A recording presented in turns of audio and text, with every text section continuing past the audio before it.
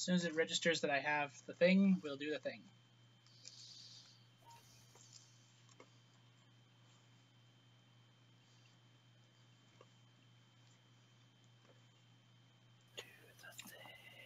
All right, so we're doing the thing. We're doing the thing where we sit and we talk about the game. Now I get a little feedback and maybe some constructive criticism. And dang, food is good after a long DMing session. So,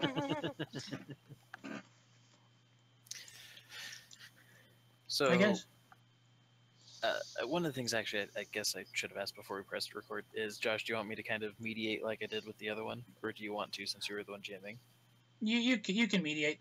I'll kind of start because I kind of have thought a lot about this, and so just in like a preemptive, like I kind of know a few things I did right and a few things that I kind of want to pat myself on the back for.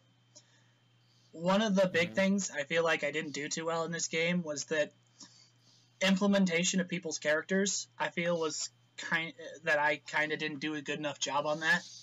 Like, a lot of times it just was kind of a struggle to integrate everyone's character into the game, and so a lot of times sessions turned out to be like, and the problem is solved by Relin and Light once again.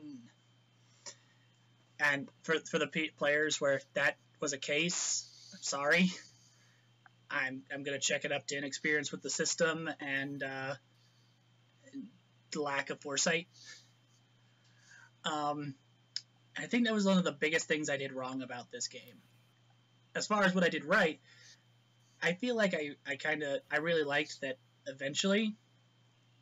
How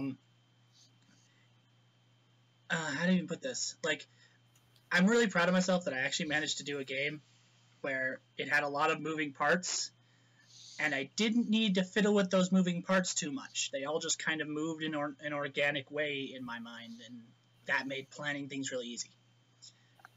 But yeah, that's enough for my own ego stroking. I have two things. Okay.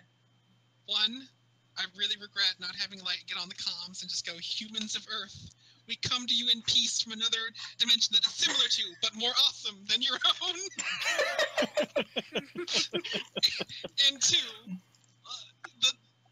whatever plan you had, I mean, no plan survives the encounter with the party.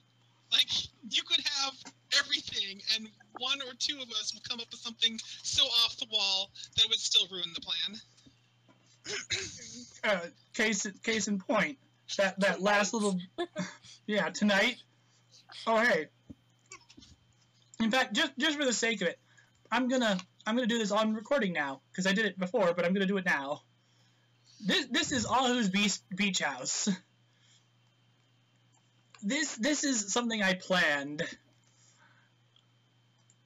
There's a lot of small text that you have to kind of zoom in for there. Yeah. I had originally planned that people would land here, at the very bottom, proceed up, notice that apparently Ahu has a hash, like a pot fetish, or whatever that is, I don't know, it looks like pot.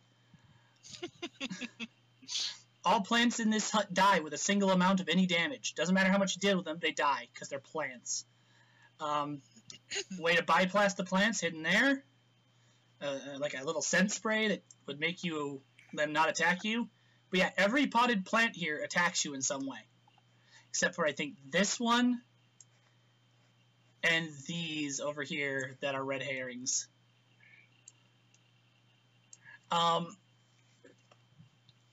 Other things I didn't get to do because my players outplanned me. You could have had Light hack this the desk here that has like a holo terminal on it and get access to all of Ahu's financial information. Can I request that maybe you post this in Discord, because I did have to give the iPad back to my dad, so I can't see Roll20. Oh, you mean the video? Yeah. There'll be a little bit of delay on it, but then you'll be able to see what we're talking about. Yes. Yeah. But yeah, this is Ahu's beach house. which I fully expected what two things would happen with this beach house in my planning. Either A, you guys were going to come in here on foot and ransack the place. Not out of character. Or you would get to this planet and just drop a carbon rod on it. Also not out of character. That, or you would have brought down the dead man and started blowing it apart, and it would have been Coke versus mech suits in terrible combat, which wouldn't have gone well for him at all. Nope.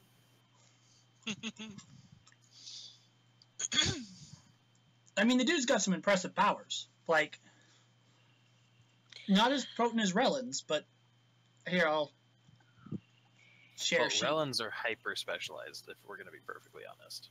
Yeah. His go off the same thing that Leah's babies go off of, where he has power points. They're refreshed at the rate of 1 per hour. And he only has 20 points to spend. Yes, that's what most of Rellen's are too. Just the ones that he uses round by round, like the telekinesis, were based off of superpowers, so they didn't use the points. Yeah. But yeah, case in I point. still don't see a picture.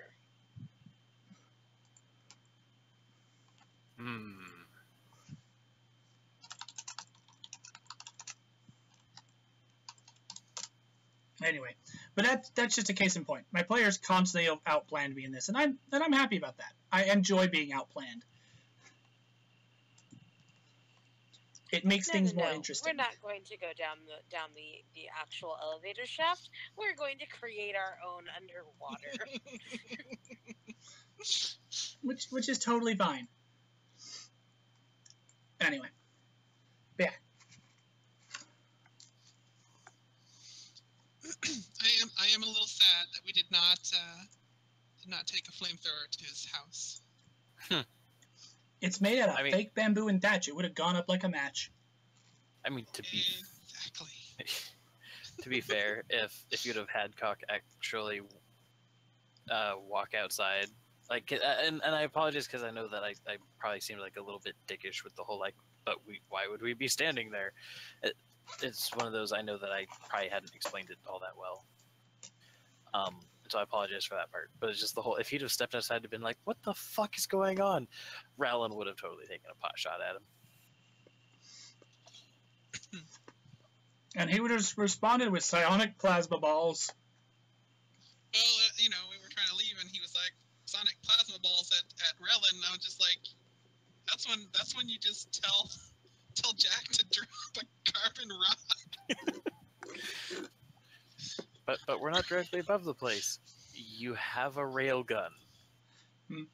So rocket science is not that complicated. Just circle it around. It'll be fine. It'll be fine.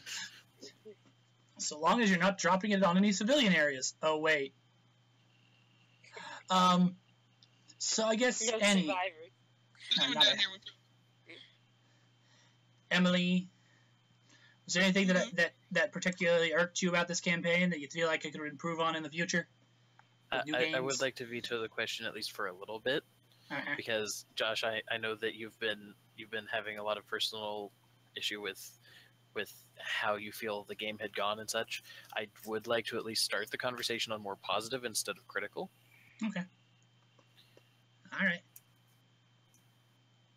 Well, I mean, I was about to tell him that I thought it was awesome, so I had no complaints at all. Like, all of my complaints are basically fuck the die roller.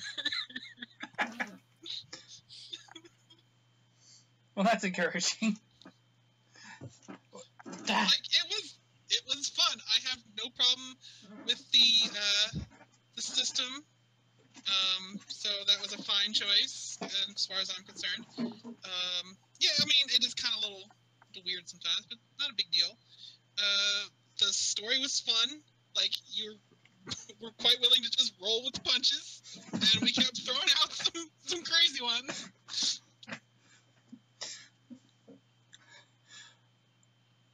What was the craziest one, do you guys think? Like, what was the craziest thing you think you threw me for a loop with? I I would think overclocking the drive at the beginning to jump into the other war zone with the entire armada. Oh yeah, that did kind of like serious. Like everything in that whole military situation destabilized because of that one thing. Okay, so I'm gonna throw this out there. Entire campaign MVP. Lights MacGyver stat. I didn't even realize this was a thing until like halfway through the season where Josh was like, this fucking trait. And I'm like, wait a second, it's a trait? He's like, yeah, it's pretty much MacGyver. As long as she can try and say, I want to use this role to do X, Y, or Z, then fuck whatever, she can do X, Y, or Z because of it. Like, this is the greatest thing ever. the only way to stop Light. The only way to stop Light is to literally just like strip her naked and throw her in a featureless room. If she has anything, if she has screws and some metal, she'll find a way to get out. Well, and even then, like, Unless if you lock from lunch tray, watch out. Even if you lock her into that room, though, here's the thing: she still has the RNG and bennies. It's true. It's like, is there any way I can get my teeth around this thing to break off little pieces? No, but you break off pieces of your teeth, and that's equally usable. There you go. Yeah. Hell, she's like a friggin' piranha anyway. They grow back. They grow back eventually, yeah. But yeah, that was a thing. That was a thing. Honestly, like, I didn't even think it would turn out to be as big of as it was. I thought, oh, this is just a fun little bit of flavor. Right? Nope. That's like the thing that drives the entire game. Which, so, in regards to some of the things that I think, because like Josh, you were mentioning a little bit ago, about how you didn't feel like there were some of the characters that got to be utilized quite as well. Yeah. And I know when we were first setting up characters, there were some things where we were having to try that we felt we needed to try and wiggle it around so that it actually made sense, like the locking thing, right? Yeah, it's true. He's getting a little robot-y. Everybody's getting a little robot-y. Yeah, well, it sounded like everyone to me, though, too, so. Discord's having a little issue. I think we're okay now. Yep. So I'd been looking through the book, and I know that I mentioned this before, but just for the sake of being in the recordings, I found out that the science fiction companion directly mentions what to do about lockpicking and a couple other skills. And it pretty much says, throw them out the window. Huh. Don't even use them. And like, I'm trying to see if I can find it right now. But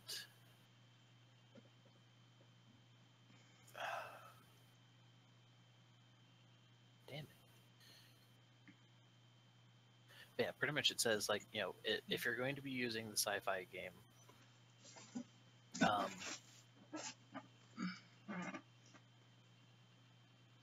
that you shouldn't really be worried about doing things mundanely, because it's kind of it's not against trope, but it doesn't really fit either. Right. And so, where the hell is this thing? Yeah, I wish we'd found this when we were making characters. Yeah. Seeing if I can't find it.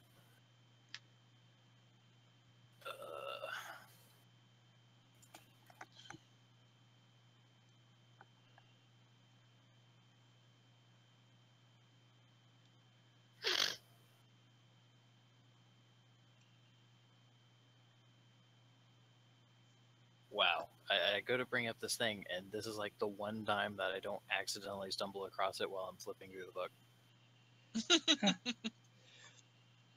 Of course. Yeah, it'd be fucking convenient right now, wouldn't it?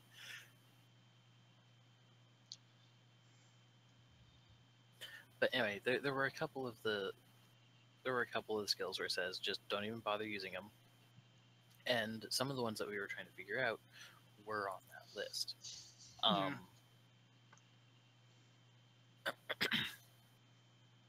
And I accidentally coughed and inhaled something up in my sinuses. Damn, does that burn?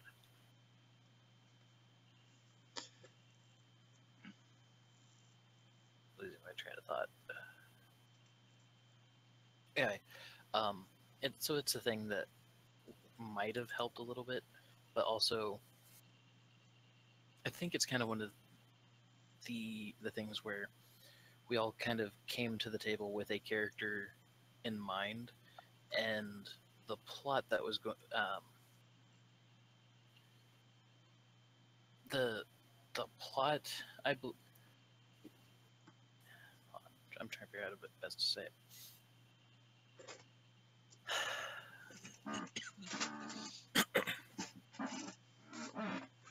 They weren't incompatible because obviously we made it through. But I feel maybe for in the future we should next time try to make sure to build the plot and the characters a little bit more in tandem. Right.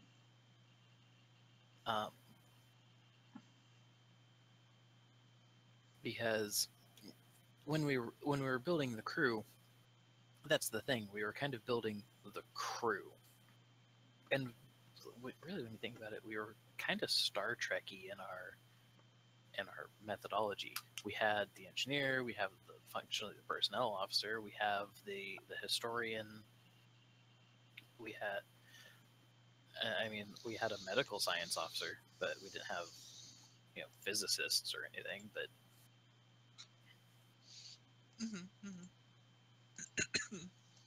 and then we kind of went a little bit more V for Vendetta than Star Trek. I think that's a fair comparison. V for Vendetta is actually a pretty good one for what actually happened in this game.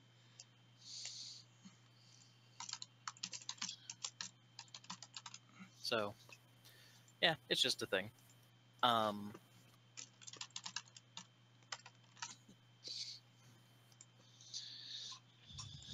One of the things that I personally did like is I liked how you brought the character. I like how you presented the characters. Like, I know for a fact that one of the issues I have the most when I'm running Hero Society, as an example, Commander and Phalanx and Archmage all kind of bleed together, other than the fact that Archmage is apparently, like, freaking infinitely lazy.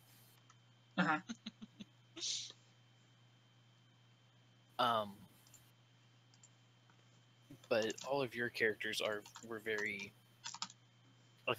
distinct from one another, and you had mannerisms for each of them. And okay, Togeki's voice. I know it's been really hard to reproduce after, but let me check out my gob. Yeah, it's not that hard if I really try.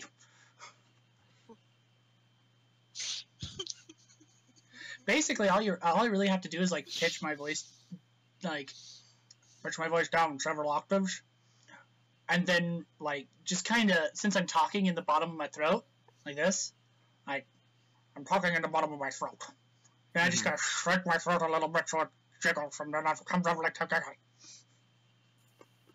That's all I'm doing. I'm actually like shaking my head back and forth as I talk. And that's what makes that sound. Oh my goodness. Rakes.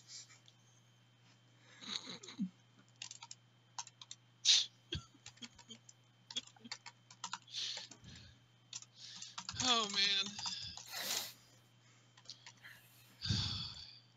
Oh, I think nope, I didn't get the thing out of my sinuses. Damn it.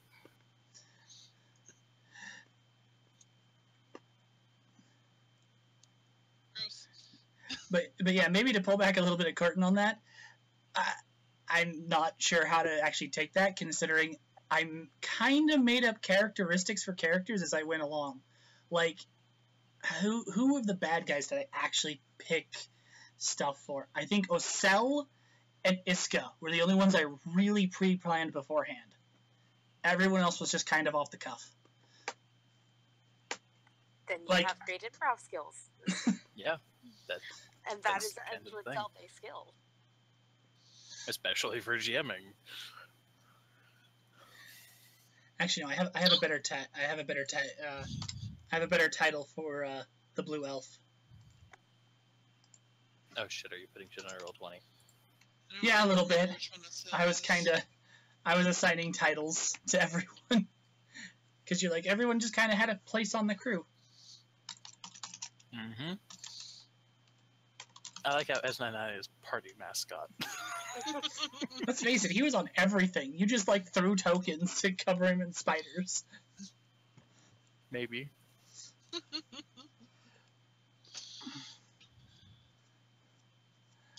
Just hidden Easter egg spiders everywhere. My character was all wrenches and bravado. Nah, she pulled it out when it counted.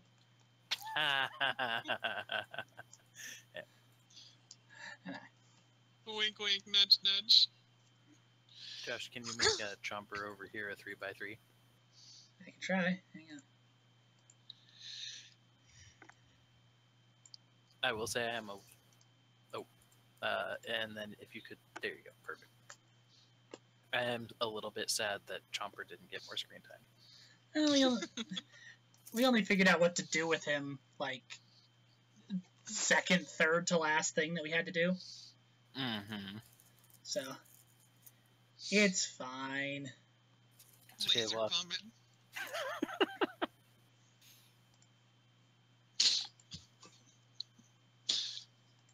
So, there was another thing that I did want to, say that I liked, and it was when you were describing how some of the technology worked. I appreciate that you did not try to technobabble your way through most of it.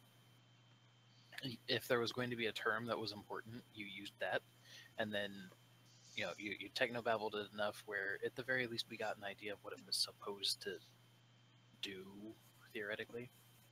Yeah. But like there was, not like some people will do on a tabletop game where like, well, how does a personal shield work? Because I want to figure out how to, Dune, the slow blade penetrates the shield. It's like, fuck you, no. It's a shield. Shut up. It's true. It's true. And that was also something I kind of realized going in, was that, like, it was actually after, I think, the first or second session, that the more that I tried to science it, the more exploitable holes. So it was best to just kind of leave it mysterious. It's science. The more you played into mine and Emily's hands. Exactly. Yes, keep explaining. Awesome. So we're going to warp an entire fleet through this wormhole now, right? What? Well, you did say. And it was also that, let's face it, we established this going in. We did not want to have a game heavy on the technobabble with really firm, 100% solid science the entire way through. We didn't want that, so I deliberately tried to avoid that. And I apologize because I know I wasn't always very good about reining in my wanting to go science babble. Hey, it's okay. This game had like a lot of things. Like even at the very last, like I did not expect Cassie to go and research the admissibility in a federal court in regards to digital submissions of evidence. I literally had it be like, nope, you are proven wrong, Josh. You do not have to have the physical evidence there at all. So long as it's like a digital camera photo still on that digital camera, you're good. And I'm like, holy shit.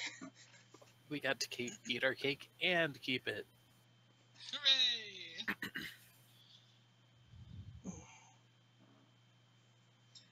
got the good plus ending.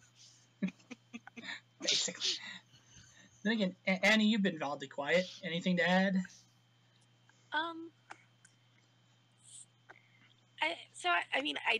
I don't want to take away from that. I did enjoy myself. Obviously, I enjoyed myself, but I definitely, being one of the people who ended up being on the odd end out of the skills. Mm-hmm. It was like, yay, we're here. I'm gonna sit back and do nothing. And like I said, I felt really bad about that every time it happened. Mm-hmm. Like. So, and I get that, as was already said, there were reasons. It was new system. It was, having that sort of group before the storyline. But there were just lots of things. But like from me as the player perspective, that was probably like I fell asleep how many times? Yeah, I know. And honestly, it's also kind of a good thing, because I can tell you now what I think Savage Worlds is probably the best thing with. Do it with a party that's going to constantly be chased by something. Like, play it like an action movie. There is constantly a need to constantly move forward. Because there really isn't a lot of downtime for people with downtime skills. Like, I'm the medic. Good, be a battlefield medic and be healing like right there on the front line, because otherwise you don't get to do much. You throw some skills and you're done.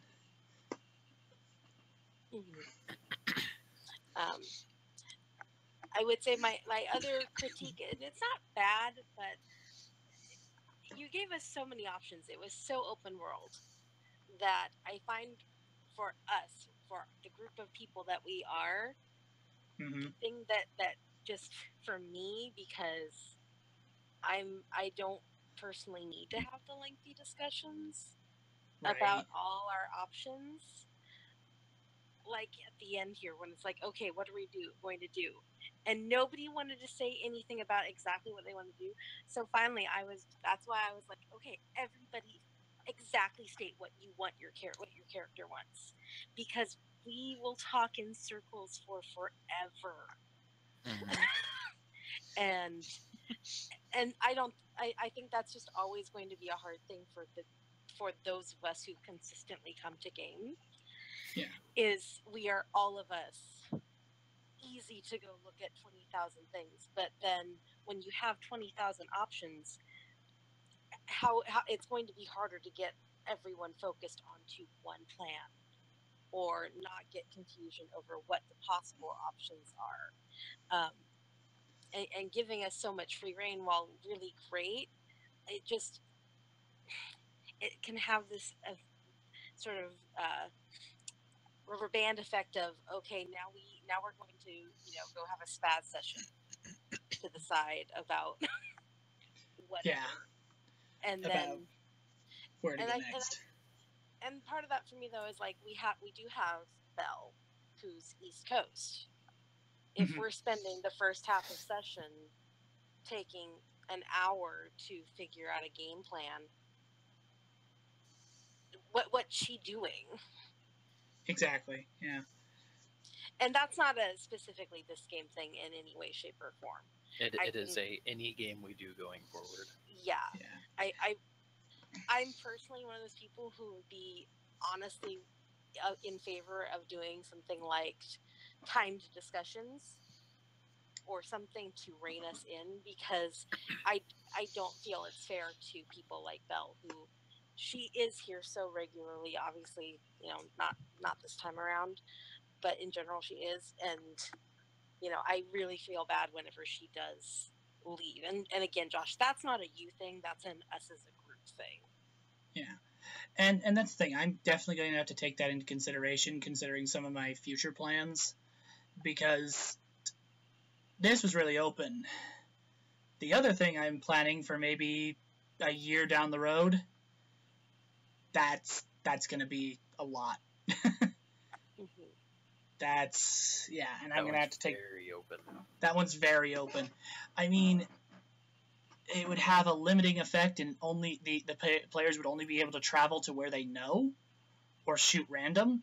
But you are right. I'm gonna have to find a particular way, and time discussions might work. Be like, okay, you got 30 minutes, both in-game real time and out-of-game real time. And that was actually an idea that I heard when I went to RadCon, and I sat in on the players. I don't remember what panel it was, but they talked about, one of the GMs talked about how at their table they have an egg timer for 5 minutes. So if you're in combat, they have a 5-minute timer if they are going to discuss strategy in the midst of rounds. Because that's another one of my personal things where it's like, okay, if we're going to discuss like 20,000 options, I just... Yeah, exactly. James French actually used to do that with us a lot, where he'd be like a combat... When we were playing Dark Heresy, since it is supposed to be there's supposed to be a natural pressure to the game, he would literally go, okay, Josh, it's your turn. 15 seconds. And he'd start counting down. And you'd have to decide. And whatever you said while he was counting, that's it. No input from other players, no anything. You have committed in your character's head. I don't think we should go quite that far. Yeah, that one is a little bit aggressive for this group.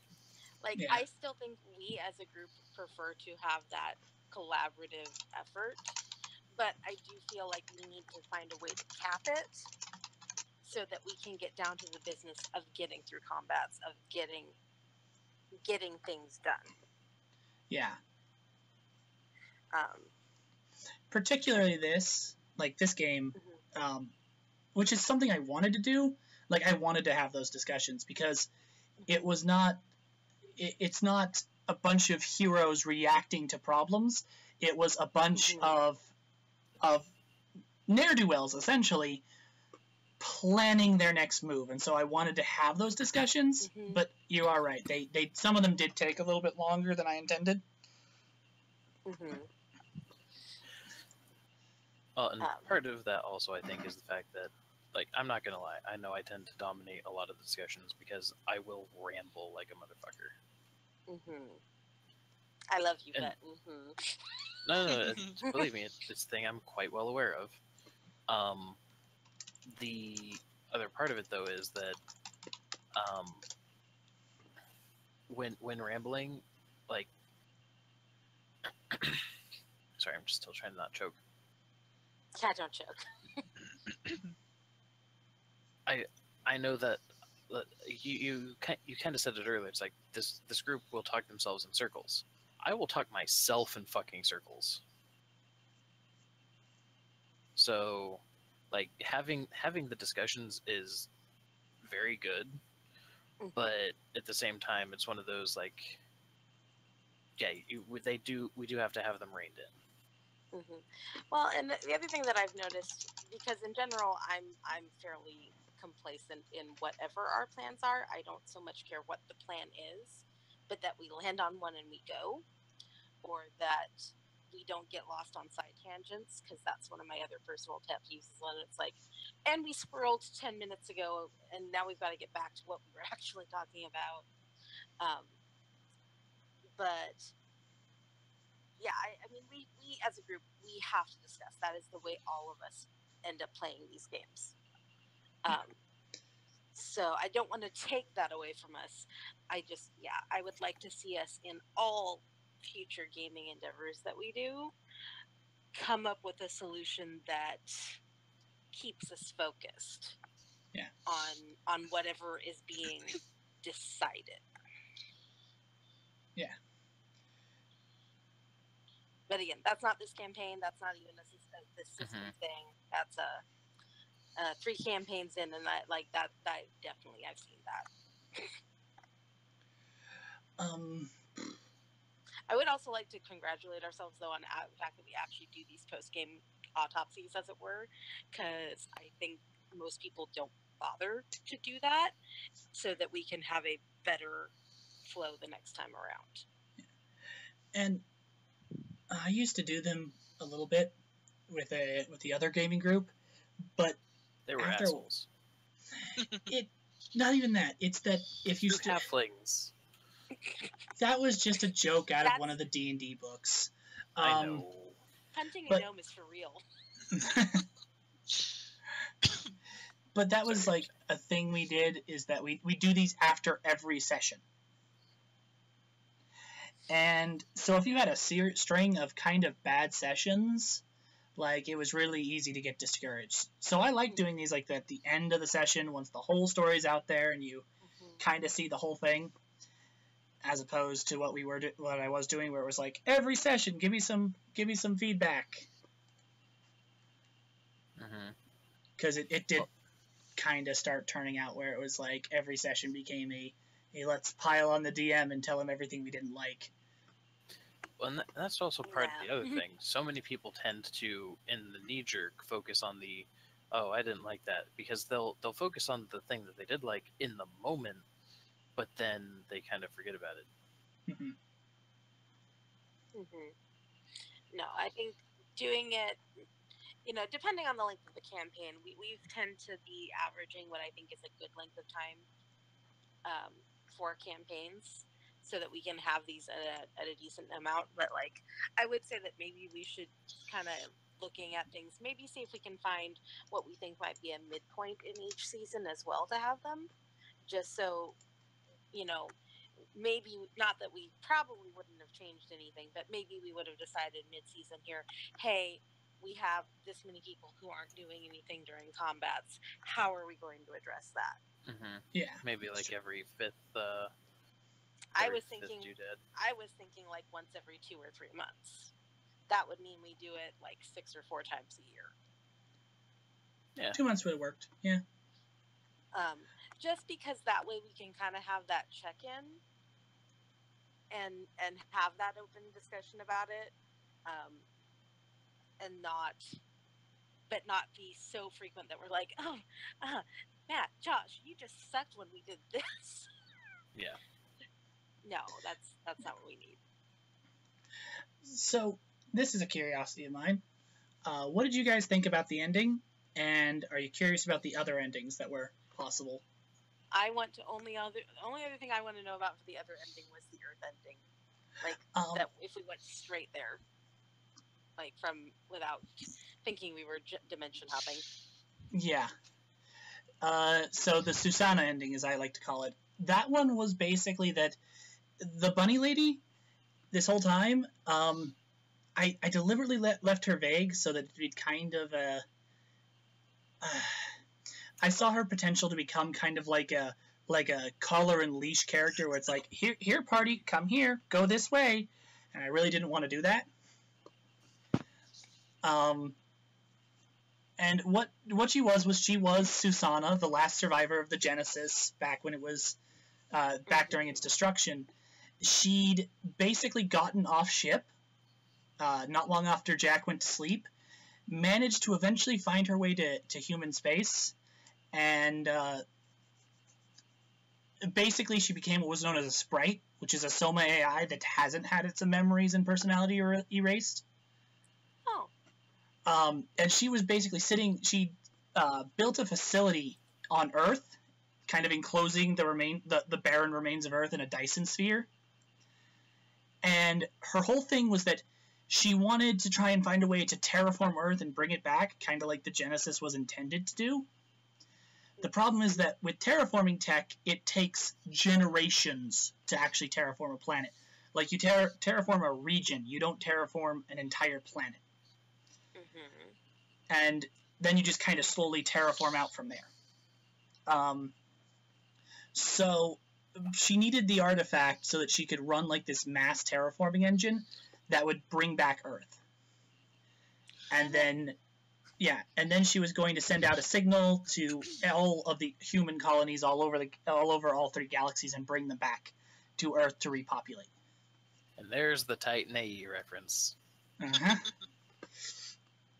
But in reality, that's the thing. Like, a lot of the party had concerns that this lady was following them and plotting against them and would try and get the artifact if you went. Her biggest first goal was literally she just wanted to see the Genesis fly again.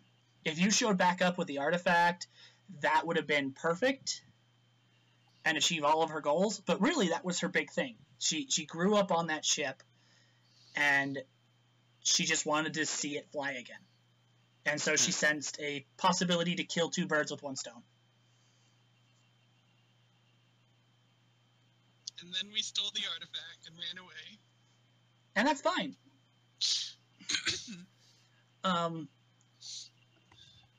Yeah.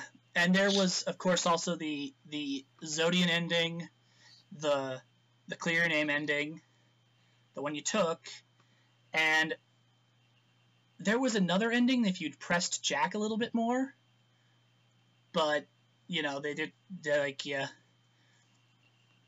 where he basically had the location of a fourth galaxy in his databanks that the Genesis had touched, basically hitting its outer rim, and then was called back to the Civil War. But he, in his circuits, didn't see that as a viable option for you guys, because it's like, it's literally an unknown. Like, we have no idea what's there, no idea if it's even a habitable galaxy, or if it's just a giant gas nebula with nothing there. Well, I mean, we did just jump into another dimension that could be the same problem. It could have been, but in Jack's mind, it was an entire universe with nothing inhabitable. Yeah, that was the thing. In Jack's mind, he was like, it's an entire universe. There's no way that there's nothing inhabitable in an entire universe. In addition to that, that's a little bigger than just exploring another galaxy. Yeah, this but also, like, in multiverse theory, then, because, you know, there would be at least one universe out there with nothing habitable in it. That's true. That is true. With infinite possibilities, everything is a certainty. Eventually you roll a 1. Uh-huh. But yeah, that was kind of the fifth ending, is that Jack did know that there was a fourth galaxy that had nothing available. Or that he didn't know if it was an available option. But come on, man. We went to an entire new universe. Yes. There you go. I have a fluff question. Yes. Because thank you for, by the way, through all this, thank you for entertaining my crazy, here, let's just make a character pregnant, because why the hell not? Which, wait, your crazy thing? Yours. Seriously? Yeah, no, it's your brainchild, Matt. Yours. I've been making that joke for years. I know. But anyway, I went ahead and did it, so I get credit for actually doing it. By the way, I actually, when I asked you to do this, totally was ready for her to actually end up hurt somehow and miscarry, as a side note. I would have been like, well, that was what happened. She has to now deal with those ramifications. I don't think she even got so much as shot at. Nope, she didn't. She played her character very carefully and never ever put herself into that situation. I was actually planning, because like the book, the baby started with 3 powers.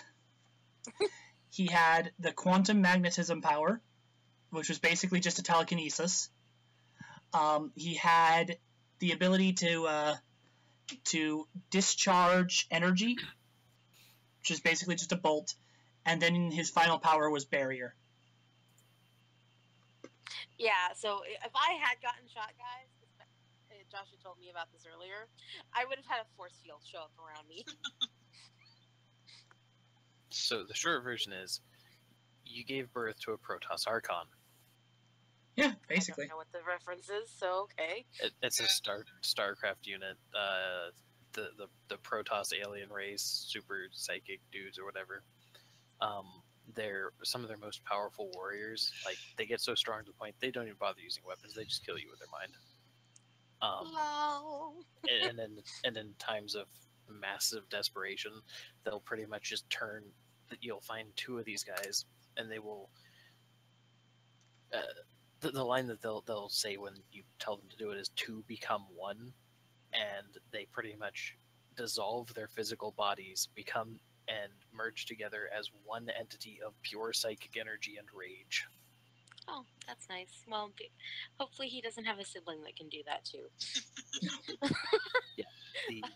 The trade-off is, well, you're going to die because they kind of burn out like stars do. Mm-hmm.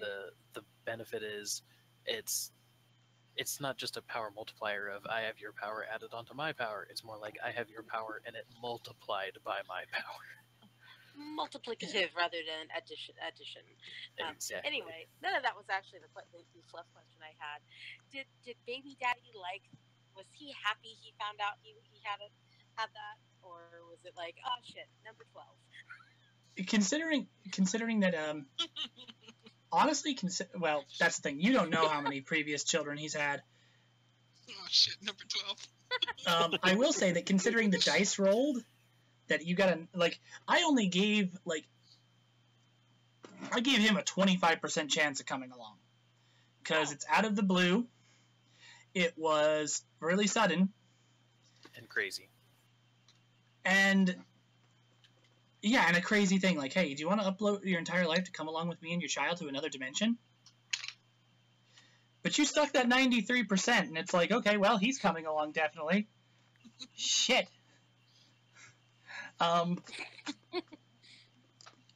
Relin had better chances of having his team come along. In fact, Relin was actually a 60 or 100% chance. It was Ipe. Ipe was a 60%. Oh, so my squad mates were just like, nope, fuck it, we are fucking bored. We're going. I don't even care where. Hi, Relin, let's go. If any previous military people are listen to this in the future, don't take this personally, but I've noticed this a lot about like people who have retired from military service. They spend a lot of time kind of reminiscing about it and wanting to go back. I think a lot of that depends heavily on how long you were in and in which branch. Yeah, and also I've noticed that there's kind of a generational difference too. My grandfather doesn't even like to talk about his service. In fact, and not like in a Vietnam, we don't talk about the war sort of way. More in just a I really don't care about my service sort of way. He's apathetic to it. But I just kind of noticed that, and with the way you've described Teldar, I kind of figured that even retired, they probably sit there and they're like, it'd be nice to go back and do something again. Remember when we used to do the things? I miss It'd be really nice to go back and do the things. Or a thing. So I figured that if Relin came and called and been like, hey guys, we're going to go do something potentially dumb and dangerous, they'd be like, sign me up. Captain Relin calls, let's go. Actually, that reminds me of a thing that I know I had meant to ask, but I don't remember if we ever did or not. Did we ever say what his rank was out of the squad? Because I don't remember. You're the leader now. Okay, that's true. Yeah, it hardly matters what he was then. You're the leader now, because you're the senior officer on the ship. It's true. I got a command, guys. Woohoo! From where? Myself. Well, I when you made take it out nice. a military base with all of 4 people, and it can only be described as absolute destruction. They just give it to you. You say, I want to be captain, they're like, okay, you are the captain. Just don't hurt us. Please don't drop a carbon rod on my house. But to finalize, just to make sure, so Leah's baby daddy, he was like, hey, this will be cool. Probably no one else around. Oh, are you fucking kidding me? What? Yeah. No, not your thing. As far as future Derelict funk things, I'm not sure that perhaps marriage and lots of future babies with the gentleman are the thing. But yeah, hey, he stuck around, and he good for a role. He's there to be there. I mean, it might be an awkward question later in life when when Tori asks, "So, why don't you and Dad act like other people's parents, like live together and stuff?" Who gave you ideas about other people's parents? Rellin. Auntie Light. Oh shit, that's even better. I like this. Well, I mean, always told you Light. don't listen to Auntie Light. Well, Auntie Light and Miss Raina and Miss Iska, they're always like together, and they're kind of weird because it's all girls. But Oh, it's all weird now, huh, Josh? Blink, blink. So do you remember how I told you that there are drinks that the adults drink sometimes that you're not allowed to yet? yeah, Let's just say that's kind of how you got to be born. Oh shit. you drank a drink you weren't supposed to drink. Yes. You like groovy coladas? I don't understand what that means, but okay. And he toddles off. Don't worry about it. Hey, I don't remember his name at all, by the way.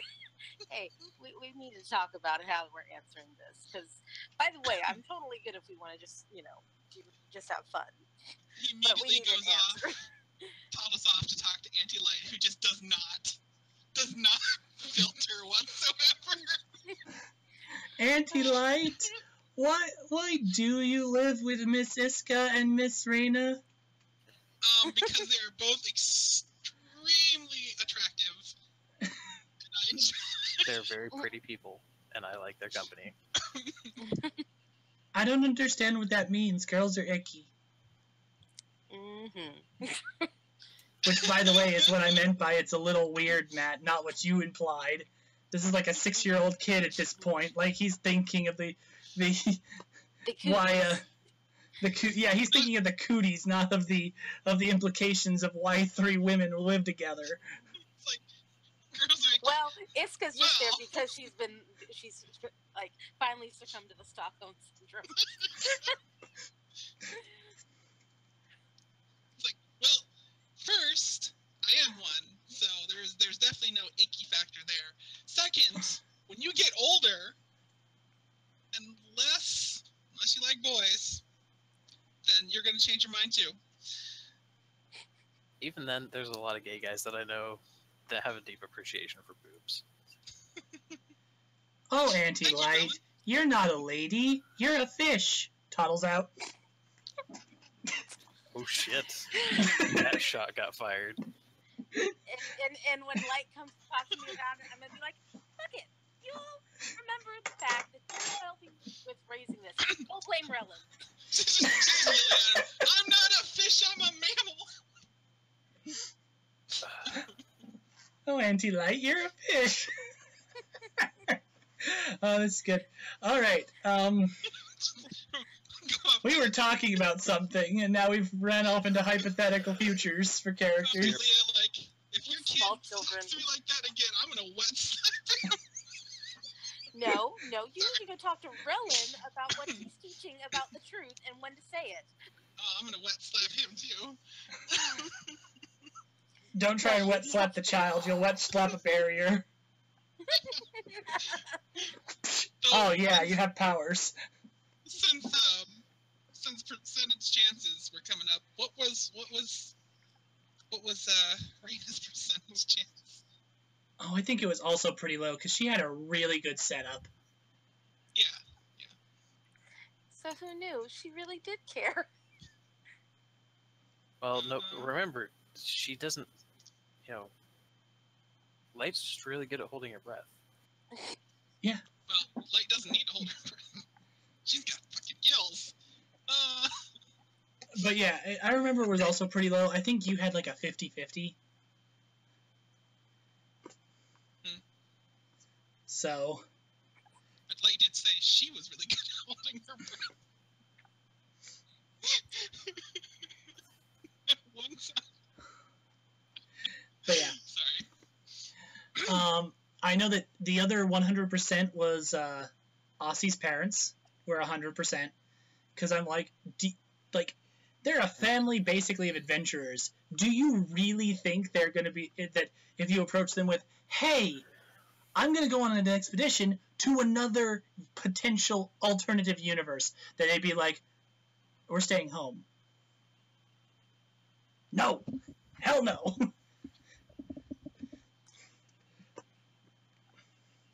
We're making this a family affair now. Yep. We already hadn't. That's also true. Wait, you had an affair already? Oh my. Family. Don't do that with your family.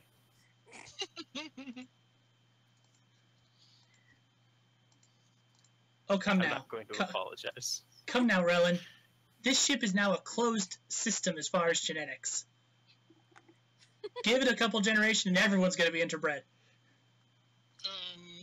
Good thing Except there's for a human Relin. on board. Except for Relin and Light, apparently. Oh, like continue breed. All the mammalians breed. Make a new species. I'm not gonna. I mean, I guess if we keep the doctor, we might be able to like work up some genetics. Gene splicing. Yeah, I suppose. Artificial insemination. I don't really like what I have to choose from on the ship. At which point, Randa crosses her arms in the corner. Excuse me. Well, he said artificial insemination, and if we're talking like some kind of high tech like gene splicing, We just went from a hard science fantasy setting to fucking superheroes. Okay, it's possible. I'm going to turn this egg into a sperm. I'm honestly not sure it's not. So actually, Awesome. from the actual science of it, theoretically, because of the genomes, you can theoretically do two eggs together. Yeah, that's always what I wondered about. It's like, could you actually do that? Because it's the XY chromosomes. Women have two X's and guys have the Y and the X. Like but you couldn't have any boys that way, but yeah, no. The male, half of the species would not be reproducible that way. Not through conventional means, but if you did have a way of turning egg into well, actually, that's kind of a thing. Like, I don't see why you couldn't like use cloning techniques to just like take the genes out of an egg, and shuffle the deck. And then basically you could. Well, actually, if you're talking about two women, then you only need to take genes from one egg and inject it into the other. But if we're talking like, if you wanted to like put two men together, like I don't see why you couldn't take a viable egg, pull the genes out, and then put an X and a Y, or two X's or whatever. Well, two X's or an X and a Y, because the other way it doesn't. But and put it insert it into that egg as if you were, cloning, except that this would not be, cloned genetic material. It would be. So it would be designer at that point. If I might, at the moment, dead horse. I mean, we can come back to it later, but we were discussing a topic involving games. Yes. Yes. Here. Now this was our egg timer moment, people. Yes. So I wanted to ask about this question though, because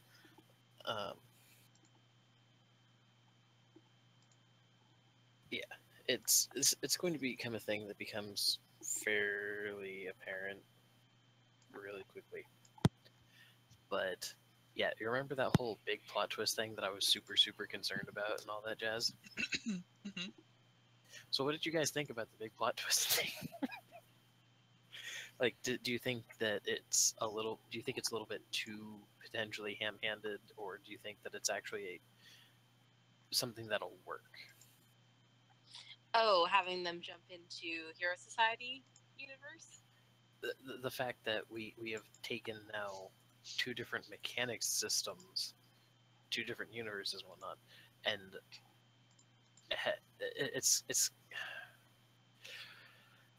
it's the fact that we are flirting with the DC the DC multiverse bullshittery and all of that.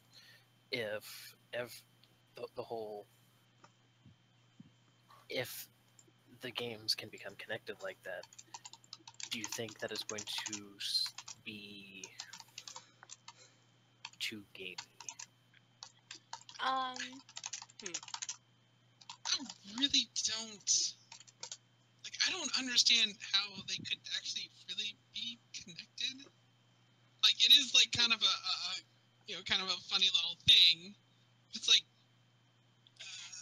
See, but as Matt said, there, it's multiverse though, and as we said, in multiverse theory, all things are possible. If you go under the idea that potentially all games that we play in tabletop are different, iterations of this multiverse of gaming, then you can do that. And also the thing, just to be clear on, not necessarily all of them, but No. at least being a possible example. Possibility if you wanted to do so. Well, what I'm saying is not that multiverse, this is crazy. I'm going. I don't see how we jam these two things together and make a workable story. Like I feel like say, except for in the case of this is just a little flavor. Hey, this thing happened, and then we move on. Mm-hmm. Because otherwise, I feel like this is like it's like. I don't necessarily think that it couldn't be.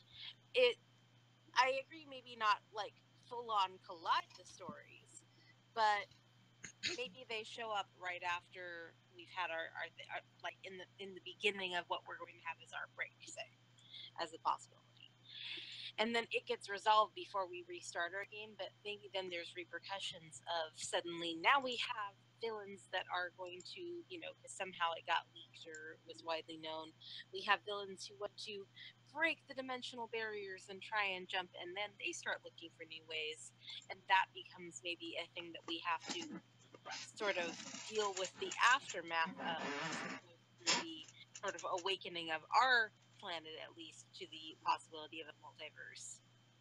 I mean, it doesn't necessarily have to be like full on we merge them. It can be a little bit more of it's the equivalent of Avengers, and it's now the incident when they talk about it in the Netflix series or Agents of S.H.I.E.L.D. type thing. Humans of Earth, we come to you in peace from a separate but slightly more awesome dimension. Yeah, and that's the thing. Like, I have no plan for, like, hey, everybody, we're now making a character sheet for Leah and Mutants and Masterminds because she's now a character. No. They are still the Derelict Funk characters, but the fact that there can the idea of allowing an interaction between different universes and different potential game things and whatnot. Because as I was considering this, like, so this potential ending was a thing Josh had already been planning. Mm-hmm. Oh yeah. And when I was having my whole thing of I'm not sure if I should do this or not, I was like, okay, Josh, I'm gonna throw this at you. Just let me know what you think. He's like, okay, yeah, this could work, etc., etc. And then he's like, so I need to level with you. I was already planning on doing something like that. But like where Josh's was just going to be that you guys were going to stop above a 2017 Earth. I said, what if it's Hero Society Earth? Mm-hmm. Yeah, because go ahead. Because that was the thing. Talking about the endings a little bit further, like that was the thing I wanted to make sure, because I realized that I was kind of tapping into my knowledge of Shadowrun really heavily for this game, particularly on some of the plannings that I did and some of the plot line.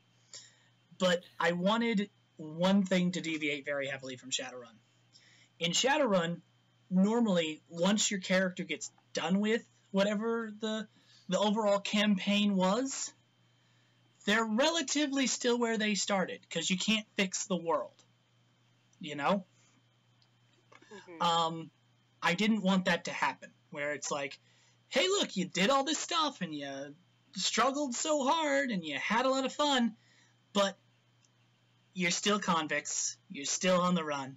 You still got square one, no way to close your name. And though you got a ton of money and some good times out of it and some allies, you're pretty much where you started at.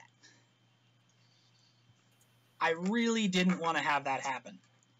So I devolved a series of endings that only one of them was bad. Almost all of them were had some form of happy ending.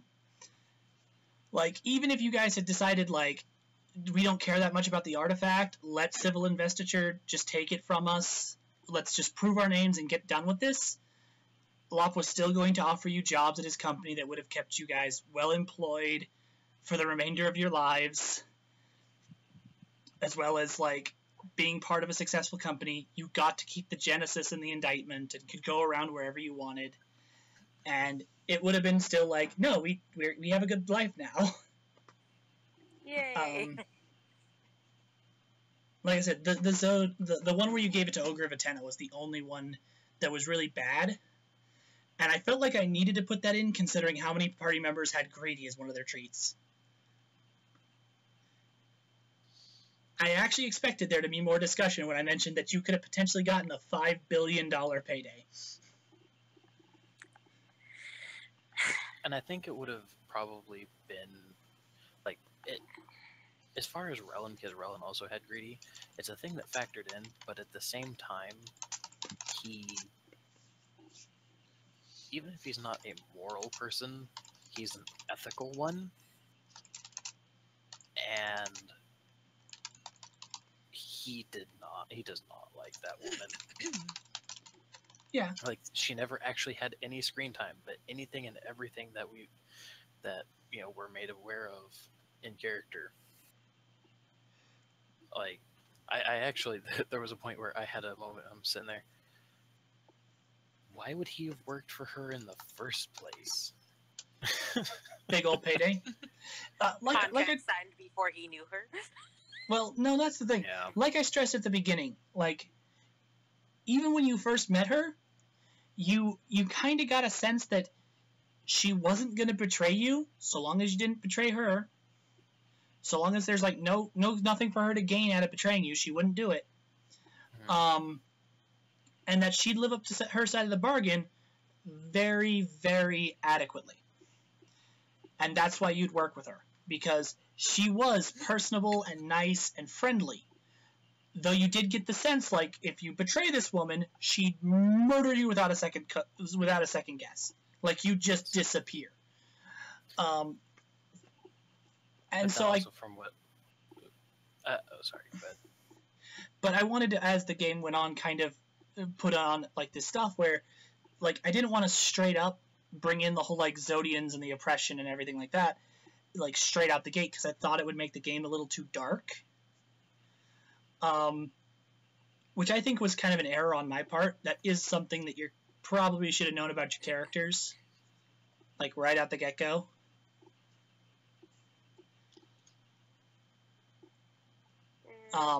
That might have changed a few of your early game decisions, but I was really, really concerned about making the game too dark straight out the gate. Like, oh, so, like, every sentient species in this galaxy pretty much have been oppressed, at least technologically speaking. Mm-hmm. And yeah, I thought that might make it a problem. But yeah, so I did want to slowly, as time go on, kind of reveal, like, the consequences of that ending before you got to it. And see if, like, maybe the fact your characters were greedy and a little amoral would win out over end. Like, no, us before the rest of the galaxy. Like, what has the rest of the galaxy done for us? Nothing. I do feel like Leah started there a lot more, but then as she processed the fact that she was having a child, like, there were definitely things for her where she really changed her attitude about what she should be doing. And, she wanted the payday, and then she was getting, further and further along, and she's like, this is really bad. This really needs to end. I really need to not be in this situation. but she had the loyalty trait for her crew. Yeah. Mm-hmm. And so she didn't talk with anyone about it, but she was really divided about what to do and concerned with what would happen if she left the crew. Yeah. So there was one thing I did want to bring up that and I know that had been mentioned before, and such. So don't take it as a like ongoing critique or anything, Josh, but just for the sake of it being on the recording. I feel it, and you had reminded me of it with one of your comments from earlier. I do feel like the game got a little bit too Shadowrunny on a number of points, and I know that I would make comments as well in the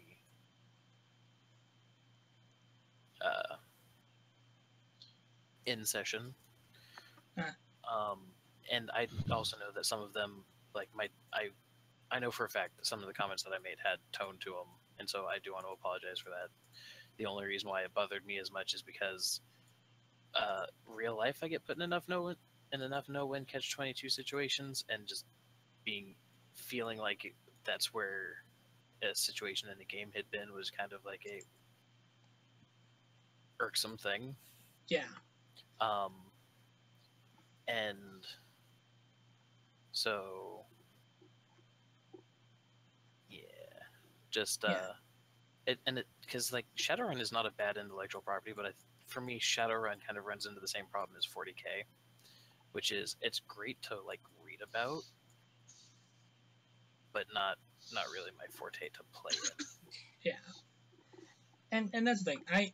I did deliberately, especially once you brought it up the first time, I did try to avoid Shadowrunning it a little too much. Like, I think that any game that deals with a series of moral or immoral criminals is going to be a little Shadowrunny, just because, well, you know. It's just the nature of the beast. It is kind of the nature of the beast, just because, like, in Shadowrun you play a group of individuals who are not always on the light side of the law, planning out certain activities that are, again, not exactly legal in exchange for a payday. And that's kind of what we did here for a lot of things. Eventually it stopped being about that, but once the characters had enough money that they were like, yeah, we can go ahead with our plan. And so I think there's going to be a few elements and tropes and archetypes that are just endemic to that. But yeah, I do understand, like, a lot of times it would feel like you guys were kind of in a catch-22. Mm-hmm. And I also know that a lot of those, like, when we were talking tonight, you know, you're like, I didn't think about how the whole, you know, acquisition of things might then carry on to other stuff. And so it's like, because I know you didn't plan it that way, it's definitely one of those, like, yeah, I get that. And so that's why it was, yeah. In the midst of sorting it out, though, it can be a little high-strung feeling. Yes. Yeah. The other thing was that, like, especially towards that or on that point, was that, like, how do I even want to put this? On your nose. Yeah, on my nose. Part of the con of the civil investiture, and I let Cassie in on this during the discussion, was I wanted it to be that you couldn't pick every ending. I wanted it to be kind of like a hard choice, because as much as fantastic as some elements of this game got, it was still based in science fiction, and a big part of science fiction is you got the technology, how does it affect you, and how do you use it? And so I kind of wanted the big last decision of the game to be, you got the thing, how do you use it? And you can only pick one way. As the discussion went on, I kind of realized that no, for this party specifically, we're going to need to let them do maybe 2, and 2 out of 5 is not bad. Especially once Cassie showed me that no, she could basically do 2, thanks to legalities. And so I'm like, yep, okay, well, they can do 2. Well, here we go. To play a slight bit of devil's advocate, though, in that you are not beholden in games like this to U.S. court systems or court proceeding styles. Mm-hmm. Yeah, That's also true. I know, but I'm happy you went with it, but just saying, it's not a thing you would have had to do either, though. and in my mind I knew that, but at the same time I was kind of wrestling with, like, yeah, I kind of, even before she sent me that, I was like, I might have to let them do 2 parts of the ending. I might have to smush 2 of them together to make a compromise that's going to satisfy my players and leave them feeling like they actually had, you know, a good story play out. And so I was okay with that, because sometimes you just have to compromise. I do want you to keep going, but there is one little bit of your comment I want to nitpick, though. Yeah. The merits of a story is not solely dictated by how it ends. You told a good story, Josh. Yes, you did. I know, but you know, Yeah, it's the capstone. You want it to be satisfying. So it sounds like for Josh, for it to be satisfying includes satisfaction for us as characters. Well, that's kind of the thing. I don't DM out of a sense of, like, I know that me and Matt joke and say that, like, this group and this DM thing that we do, we're mostly doing it for us. Like, we started it, it's for our entertainment. But really, Matt is thinking, speak for yourself. But really, like, the thing about DMing for me, and the thing that makes me, like, want to invest this time and do this thing, is because I want my players to enjoy it. If you're not having fun, I'm not having fun with it either. And I think that's one of the reasons I am so critical, because you've probably noticed that in our discussions. One of the reasons I am so critical is because I had so many games go bad, and that makes me think, like, well, I can't make something that players enjoy, so why am I doing it? You know? And also, as far as the statement of the whole, this is the Josh and Matt show. You guys are just here for our entertainment. Blah blah. Blah. That one, let's be honest and just break that down to what it really is, which I'm pretty sure we all are aware of, but just getting it aired. What game we're running, we're pretty much going to say, this is the one we're running. If you want to play, then you're playing. If not, then tough. You have your choices to not play, or to just bite the bullet and play. But while we are actually while we're actually running the said game, yes, there is a concern about making sure everybody is enjoying themselves.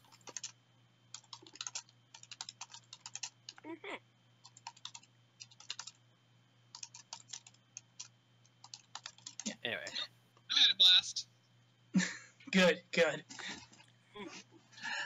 I enjoyed the story. I enjoyed my character a lot.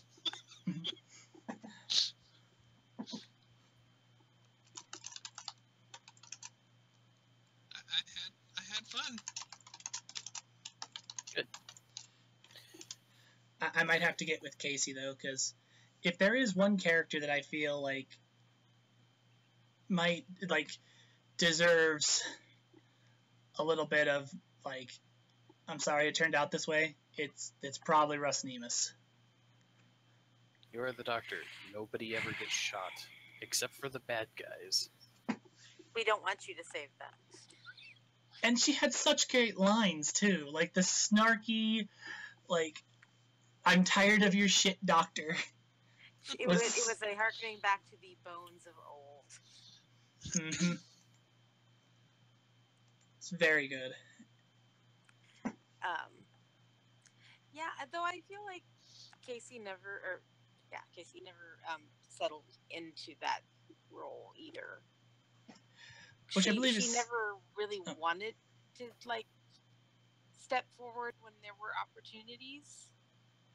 Well, I think part of that was also, like, because let's be honest, role playing, you have to get momentum behind it. You have to get accustomed to your character. You have lots of stuff. And the truth of the matter is just there was never like there was the Relin episode. There was a lot of Relin episodes. There was the Light episode. There's points where SE had something to do where it's like, I can do this and it's going to contribute in some way. Russ Nemus's role was strictly reactionary. Also, I think part of this might have been that, at least in this case, the two of us made more extroverted characters. Like, we had characters that were just willing to just go out and do stuff and talk to everyone, and, So, I would say that, yes, that's true, but I'm not saying there aren't problems. Yeah. But I guess my comment to that, though, is that if you are playing a more extroverted character, you can turn that extrovertedness into trying to engage someone who's not, because you are in control of the character. So if we all feel like that person is not getting enough time, why? Because, granted, ideally I wanted this, so Josh and I planned, Leah having that one little medical concern for, with when she was suddenly having pain. I talked with Josh about it because I'm like, well, that's obviously something that I can do with my character to force Dr. Russ to have an interaction. Mm-hmm. So I don't think you can just turn that around and say, well, that was that particular character, not that it was good or bad, but we can create those opportunities for those character types, because after a while it does get really hard if everybody's the super exuberant or super forward or outgoing character type, but you can still turn around and be like, okay, I'm gonna make you come in and role play with me. Well, and I think that was part of the problem, though, again, with the whole, we had our bridge officers and whatnot all set out when we set up the party. The problem is the fact that everybody's character, largely by virtue of how the character mechanics work, everybody was hyper specialized. You had to be if you were going to be reliable at what you were doing in any way. And so, she hyper specialized her character, and then, and I think that's kind of part of the problem. A lot of people's characters fell into the tropes of what their job was. Yeah, and like I said, Savage World is great for playing an action movie. It's kind of what it was designed for, very heavily, and it's great if you're constantly having to keep moving forward. Probably not the best for this group, though. Probably not, but that does entail a certain level of have to do in your concept, and and it's equal for you as well, Annie. Piloting when there's not something to fly through, get chased from, or fight doesn't make for a lot of fun for the pilot in this game, and I found that out. And yeah. Well, I also went into this not having a strong inclination for the setting or any of the particular job type things at all. Yeah. So, meh. Which is why most of her character and interaction came from something unrelated to that. Because, and that's just kind of my thing, with sci-fi. I'm like, if all anybody ever does is their job, where's the personality? Where's their their character? But yeah, I will say if we do come back to Derelict Frunk for another game, I'll probably pick a different rule set. And I was thinking that I'd probably have a much bigger theme of exploration and reacting to discovering new things and doing things in that nature, as opposed to this kind of, rogues gallery, skullduggery sort of thing that we were doing with this game. And I'll find a way to make that work. But for now, I think let the game rest. Maybe some ideas will come for it for the future. Maybe a new system will come out. Starfinder's going to start up. We'll see how that goes. Yeah. But it's good to hear that you guys had fun. Like, it really is. Because there was more than a few parts in this game that I was kind of nervous.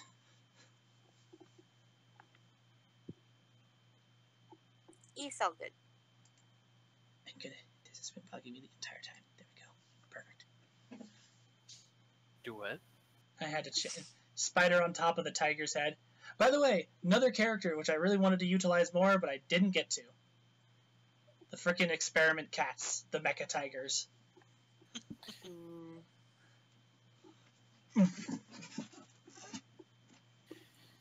Yeah, and I think the problem was the fact that because of, what their job, it's kind of more of the same thing as the specialization thing, because of how much their job, because they were so limited to their job, I should say. Which was basically be a tiger. Their entire job was be a tiger. Be a tiger, don't hurt people. Yeah, be a tiger, don't hurt people, and help, deal with medical emergencies.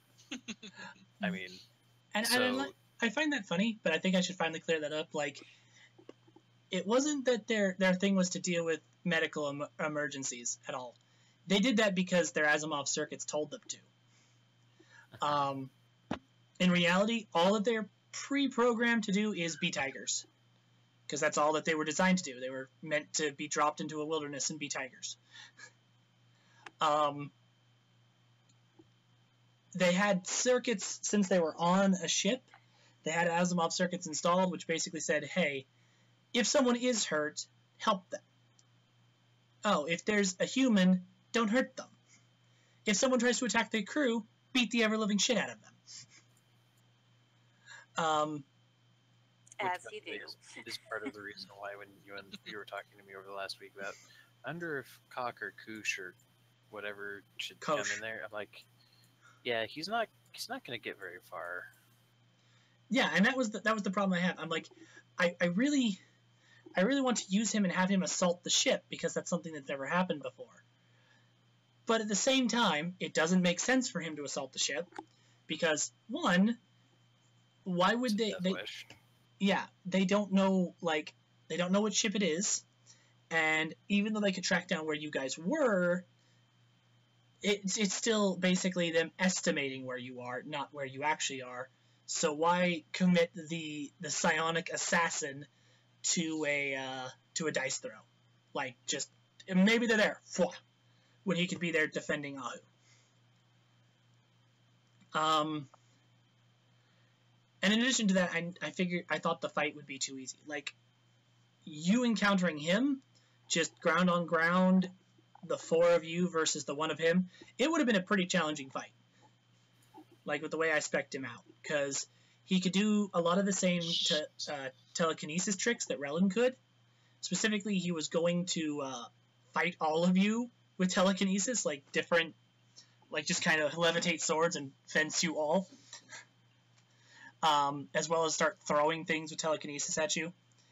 And he had armor, or psionic armor, and the ability to go invisible. So he would have been a pretty challenging fight. But if he was on the ship, then immediately Jack deploys the drones, and the Tigers, once sensing the crew's in danger, storm the dude and fight him 11-1. So yeah, there would have been no difficulty in that.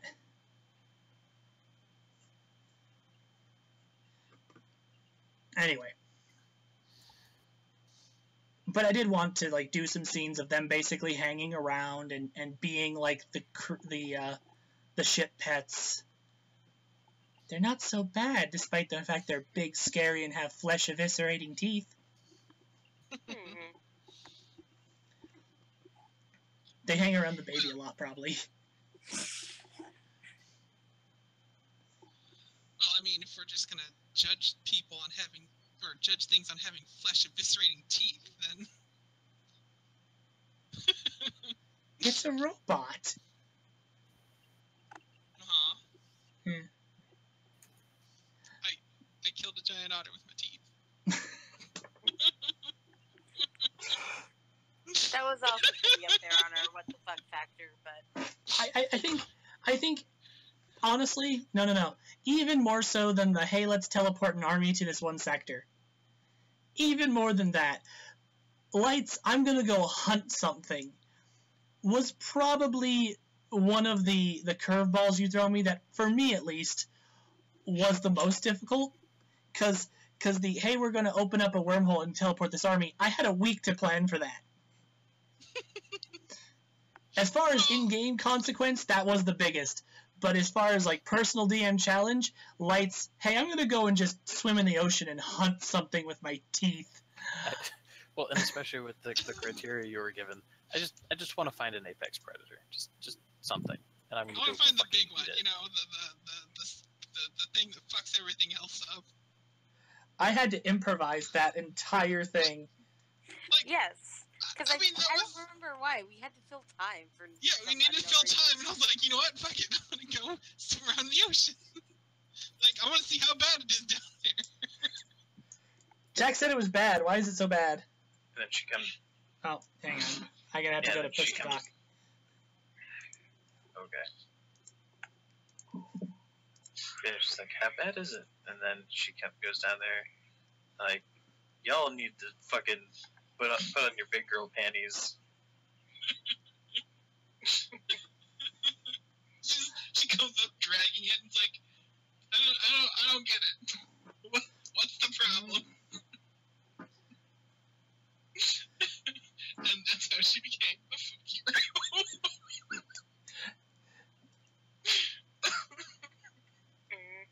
I also had to really resist my DM urge, where I was just like, no, let's just throw a megalodon at her. Just giant megalodon.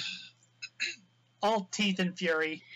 So I guess I have one other question, like, more from the player side of things. Because it sounds like the main things we kind of identified as being the best opportunity areas for next campaigns is despecializing the party a bit so that they have a little bit more to interact with. Finding some better ways to tailor the plot and the characters. And then the other big one that I think I heard was that we talked the most about was the sort of keeping us on track. So what out of those, what are we going to implement? Like, how are we going to not repeat those things, or how are we going to try them differently so that we can see if what we're trying gets us a different result? Because it's great to identify it, but you do need to then have a plan for how we're going to adjust it in the future.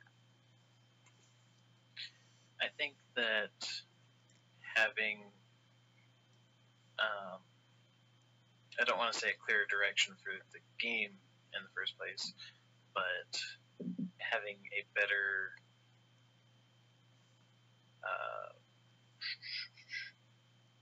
because like for Hero Society as well, I pretty much said, guys, you're gonna play a superhero game. That's pretty much the gist of it. I said, you're gonna play a superhero game, and you guys are gonna be kind of like a junior Hero Society to this other Hero Society. And that was pretty much all she wrote. That's really all we did.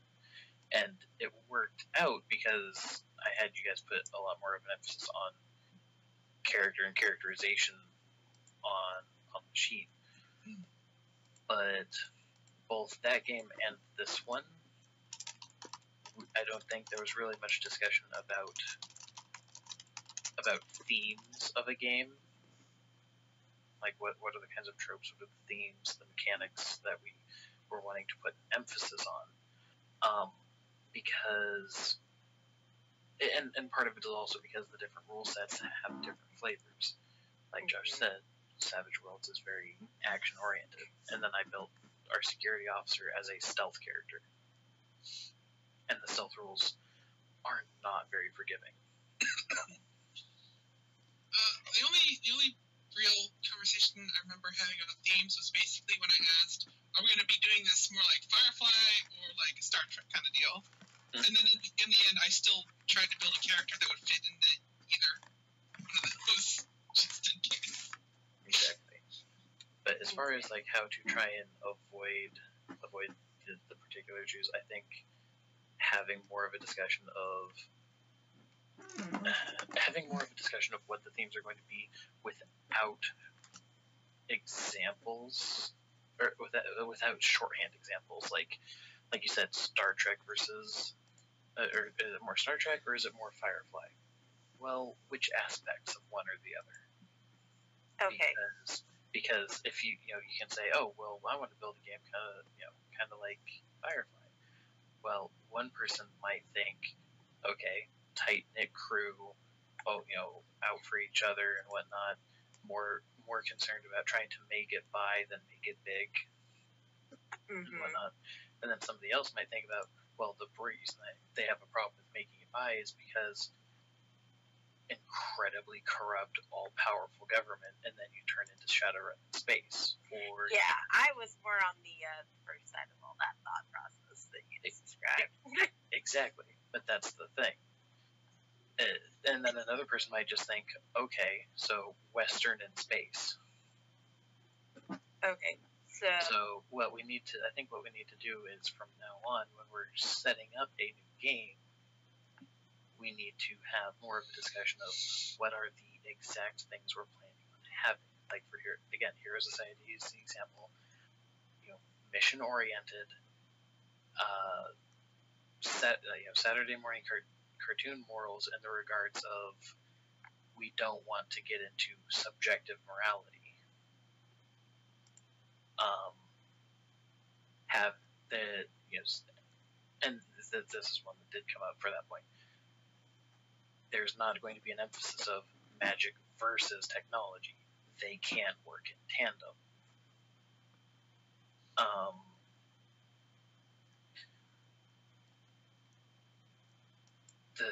That game being very reactionary, it's going to be more presenting you guys with one situation after another, and then you having to address it. Comparatively, Derelict Funk was you have the campaign goal. How do you want to address it? One was very sandbox, one was very mission oriented, and so I think discussing the games in that kind of context will help in the future. Okay, just to other side of it, Josh, compare and contrast, agree, disagree, thoughts, emotional outbursts. That's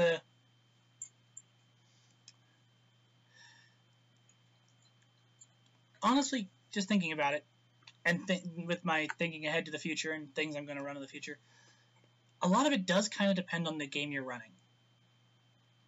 And kind of, I think we could do a better job of picking the right game to the right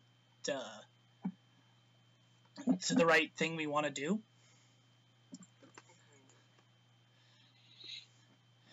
Because, I'm sitting here staring at my Fate book that's been sitting on my desk for a few days because I haven't picked it back up to read it, and I'm like, what you're talking about with, the discussion of themes and setting right up front, that happens in this game. That's the thing you do before you even make characters, is you sit down with your DM, and your DM tries to sell you on a game to play.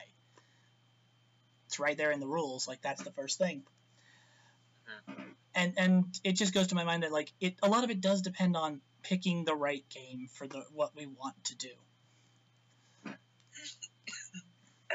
I do feel like, if I might, just from what I have heard about the system, this game would actually have probably worked out very well using a Star Trek style, a D20 game built for Star Trek. There would have probably been a lot less emphasis on Relin, because I understand we've already broached this topic a lot as well, but I did feel really bad myself as well, because I felt like I was constantly being the main character out of the whole thing. but it's just kind of a symptom of the campaign met the rule set. But yes, using the right game for the right story is going to be a thing that we have to be very aware of. Okay, so just to kind of call out what I'm specifically hearing are action. Sorry, I've been doing teachery things way too often, and so. No, you don't apologize for this. It helps because we're all tired. We've been doing game since almost 8 hours ago. Well, yeah, and I guess my other thing is like my thing is get your bullet points. It's great having the big open discussion, but if we don't get down to the core of what we need to take out of this discussion as our take home from this, then we just spend a lot of time, patting ourselves in the back. That was awesome. This needed work, but we're not going to change anything. No, I get it. That's why I said go for it. So what I'm hearing is we're going to better tailor the system to the story we want to have. To do that, we're going to have a better discussion beforehand of the exact themes we want to dabble with, not just broad brush, like name of TV series or something like that. Might I also dare say, especially for games that we have not, that no one's played in before, maybe we should just do some combat playtests, because how much of this was because no one had actually played Savage Worlds, the sci-fi version. Yeah, I mean, like, I hadn't played Savage Worlds at all, though I had played the original Deadlands system, which eventually became the Savage Worlds system. Okay, so maybe I know it's a bit more of a time sink, and this might be something we don't need everyone to show up for, but if maybe the four of us and maybe Cassie at least, when we want to try a new system, commit to trying a generic non-story thing to just go through the mechanics, so we all can have that feeling of, okay, this is what this will be good for, this is not going to be good for this other thing.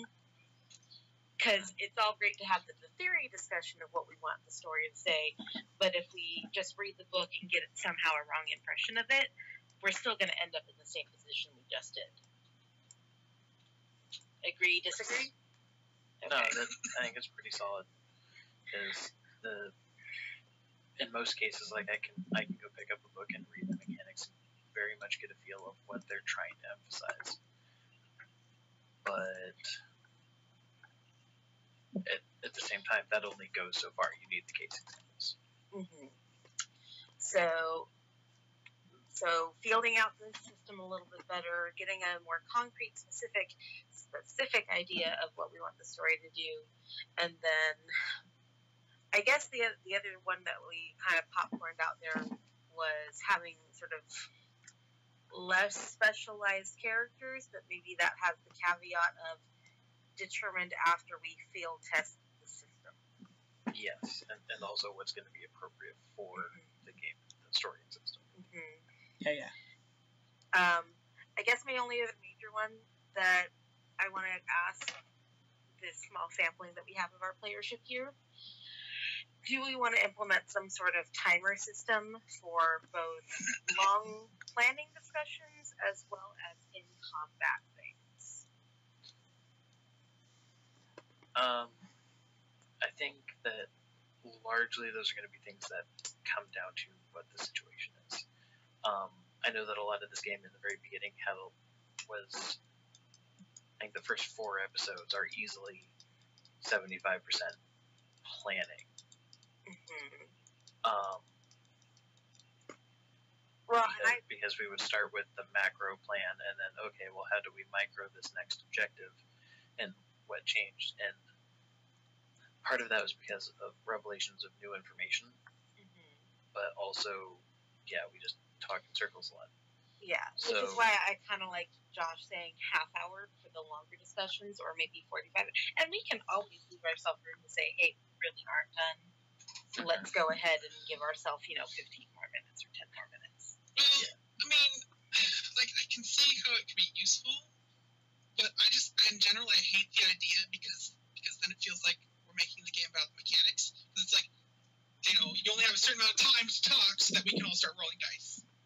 Yeah, and I think that's, as far as taking that into account, that's what I was going to say. It's going to depend heavily on what the situation is, not just what the kind of game is, but what the situation is. Because if the discussions are being done strictly in character, then the game is fulfilling its purpose. Yes. It's out of character for me. Yeah, because like even tonight, I know that there was eventually a point where I just kind of dropped character entirely because I was having a hard time trying to stay in character and get my point across. So that was its own hot mess. But yeah, it's going to be a thing where if more guideline than rule. But I think if we have a player who feels like things are just droning on, we're going in circles. We all have Discord and the ability to send a quick message to whoever's GMing. Okay, and that's fine with me, whether it's the timer or if we all just start maybe saying that, hey, message the GM when you're like, I'm tapped out, this is going too long. Is that how we maybe want to do it? Or do we want to do it verbally on so that everybody knows? I would say let the GM try to provide a little bit more direction, because that's honestly half of what we're there for, to try and help rein things one way or another. And that's the thing, I know that it's kind of a bad habit of mine that in those situations I tend to just shut up and let you guys discuss, because I'm like, no, so long as they're in character, it's cool by me, because let's face it, characters will fight and discuss on things. Like, they understand the stakes. And I get it. And I'm not saying, all discussions need to be done in, 10 minutes, 20 minutes. There are absolutely 100% times that we may need to spend, like, 75% of the session discussing and planning. I just would like us to have some way, because I know for me, I tune out. That's when I stop paying attention, because it's going around in circles, and then I don't know what's going on because the discussion's been happening so long, and then I'm not necessarily invested in what's happening the way I know I should be, and it's really hard when I have my iPad right there and I can just go play a little game.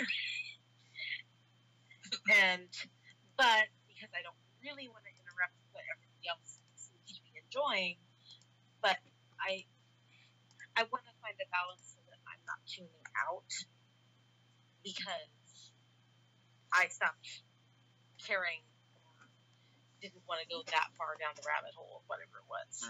I want to be able to have a way to say, guys, let's hit the brakes, let's get back, or let's finalize. But I don't want y'all mad at me either. Well, I'd also say that sorry, Words are hard. I'm sorry. But I'd also say that if that's happening, throw that in character. Like, just have Leah or whoever you're playing just be like, no, everyone stop. We have gotten way too off base here. Because that could actually be a good moment. Like, it works. So, and like I said, I don't mind it so much when it's in character, and I'm usually more involved than it's the out of character stuff. And I do want to make it clear, it's out of character. Or we go into these topics and it's like, oh, we should have been having this discussion in character. Yeah, and I know I'm probably one of the biggest transgressors of that, because and it's got to be something that we're going to have to also rehab this discussion to a degree with Cassie and with Casey and literally everyone who rejoins for next game. I'm just gonna say this though about like tonight. Like, honestly, when Matt was going out of character, like, I was still treating it as like he was half in character, because I felt like what was going on is that he was having trouble getting it across in character, so he's trying to explain what he's trying to say. But it should still be taken in character, because this is what his character is trying to say. Which, I know, that doesn't make this any easier. It's just... No. And I get it, but it's just one of those things, like, especially considering the fact that, like, Casey having to go to bed sometimes in the middle.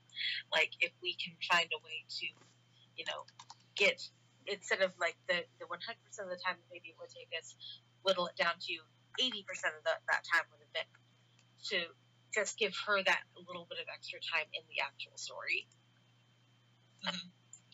And, like I said, just figuring out a way to discuss it, because I know, like, I've had issues with Cassie sometimes where she doesn't seem to necessarily understand what I'm trying to say, or I'm speaking in, like, the broad bullet points to try and be succinct, and then Cassie wants to go down into the little minutia of planning something, because then she has exception, and I'm like, she totally misses the point of what I'm trying to say by bullet pointing it.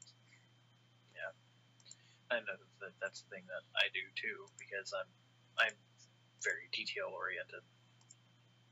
So yeah. And I'm detail oriented too.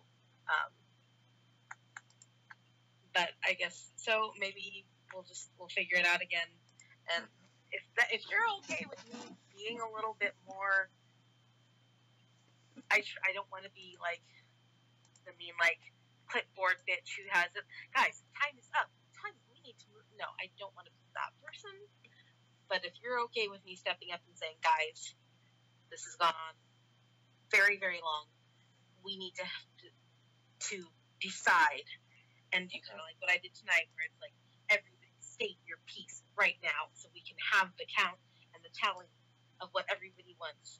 Yeah. And I'm just saying that I think that in the long run of it all, it's probably easiest to like we said, if you're starting to lose what's that phrase? If you're starting to lose the scene, kind of clock out because you're like, I can't follow this anymore. Just let the GM know, and then let them handle it, because it's kind of then one of those. Well, because we're all friends, nobody here is going to really get super bitchy about like, oh, fucking Annie, and no, we're all way too chill for that. But at the same time, I'm terrible. Yeah, well, Emily, it's because you're in darkness, and it's bad.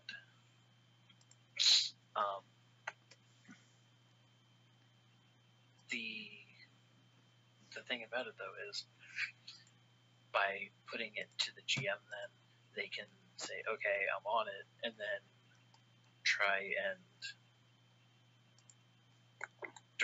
potentially provide some direction based on what they've been listening in on. Because how to put this? Because the GM's the only one that knows what they had planned, generally speaking, and so then that way they might be able to try and rope it back in, or they might just say, so while you guys have been talking, the car outside the cafe blows up. And then whatever, just, that kind of stuff. Because specifically, if you can bring it up to the GM before it gets to a point of that little bit of exasperation, like, guys, no, do it now, then that's what will help the game go a little bit smoother. That's true. It could be, because you are right, though, that some of the latter parts of your society, some of the beginning of this game, we have drug on a lot. Well, and that's kind of why I'm reiterating it a little harder now, because I did express that kind of like, talking in circles for a while kind of gets boring. And it just happened again. So that's why I kind of did want to present that a little bit more in this discussion, because it didn't change. And I thought, last time I'll just bring it up. But that's why I'm like, let's figure out the mechanisms we're going to use to see the changes we want to see in all aspects.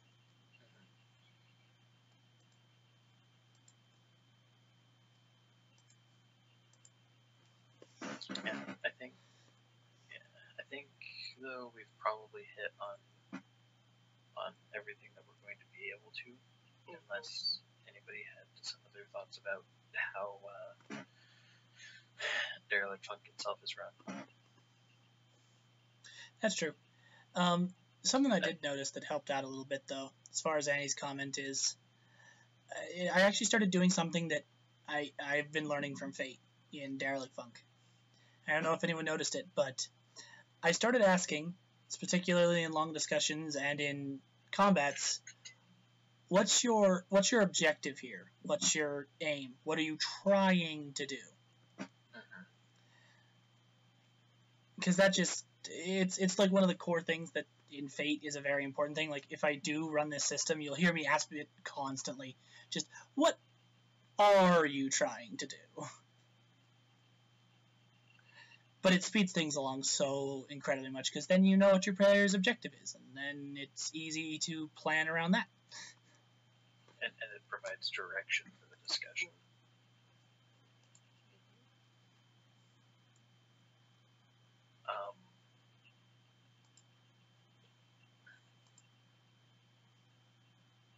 Crap, there's one other thing I wanted to bring up. Oh, so as far as our games in general, what I wanted to ask about is, and Josh, this is for you from perspective of player more than GM, I believe.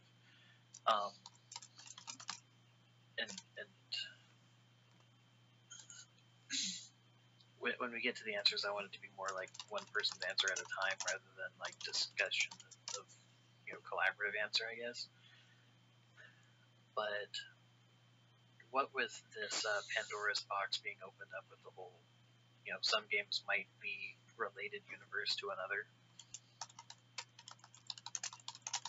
What do you see as not problems, but some of the biggest hurdles to have to try and address as players, like things that you might be concerned about?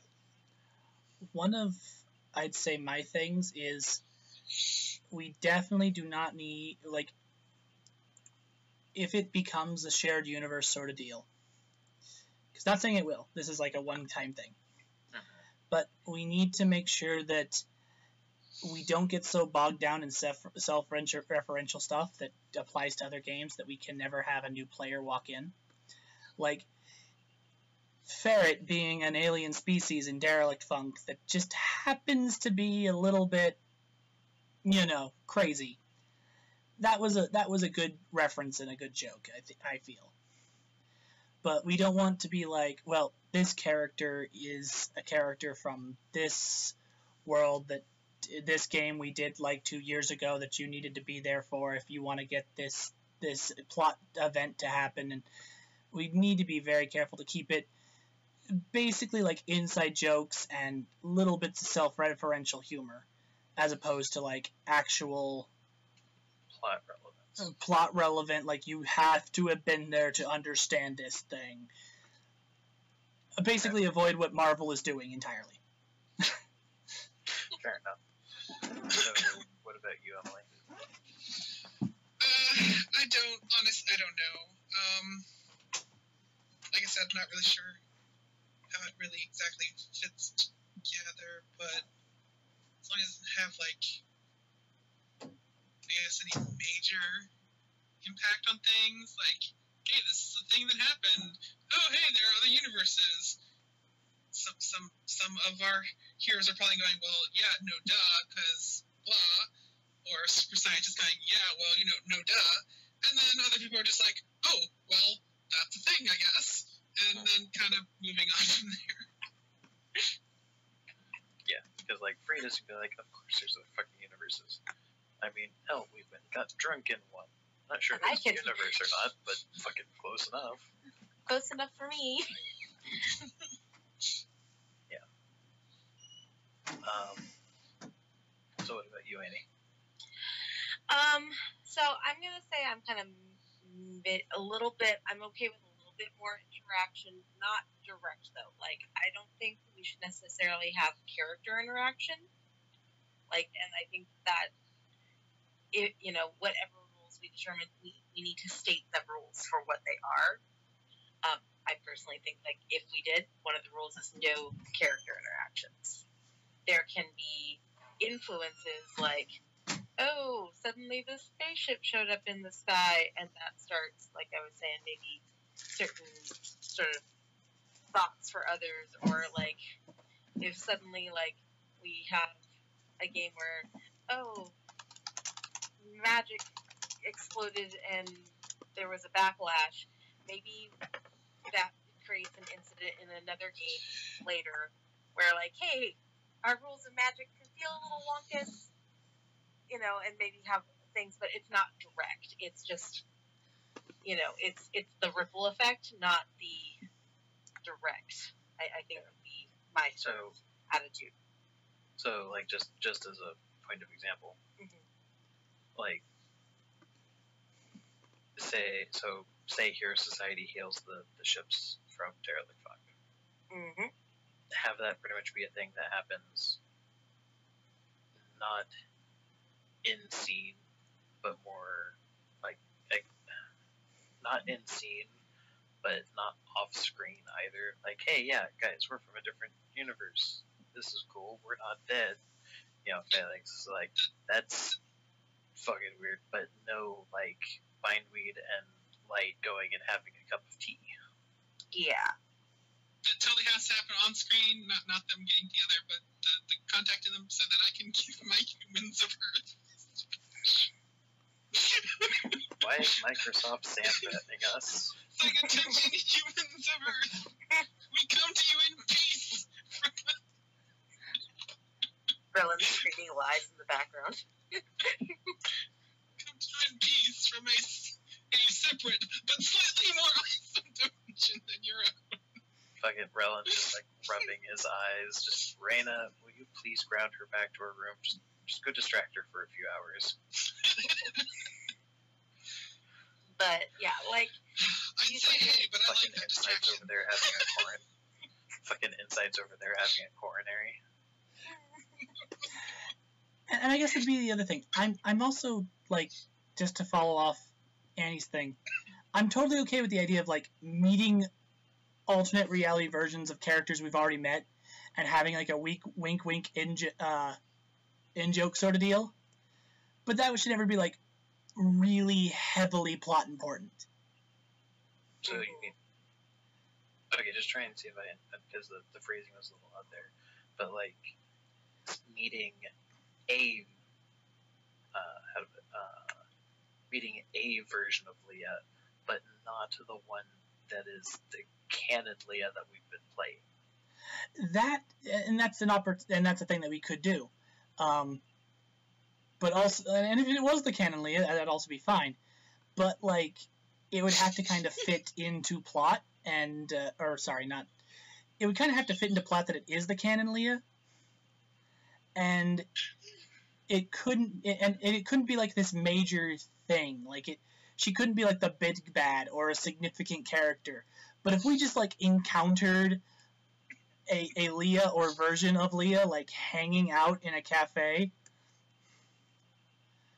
or something like that, and it's like, oh yeah, that's Leah's character. That's Annie's character. That's kind of funny that we encountered her here. I'm just like, I'm sorry, I'm like over here like giggling, but I just imagine like the alternate version of Light in the Heroes Society universe is like a meta dolphin or something.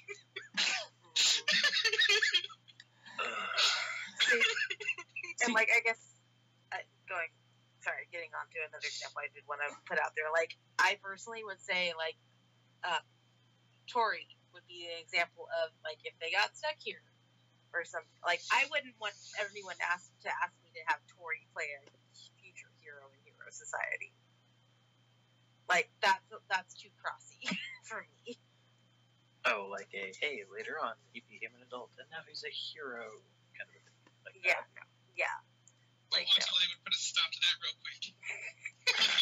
What do you think you're doing any good around the universe there? You come listen to me in my skull chair. Yeah, that's right. The skull throne commands, yes. But yeah, I think that just sums up my point. Like, I'd be cool, like, meeting characters that are obvious references or in fact the canonical versions of other characters we've done in other games, so long as they're not, like, really significant to the plot. Okay, so then I have a question, but that one can be saved for off of recording. I think I know which one you're gonna ask, but yeah, it's okay. But I think, how long have we been going on this?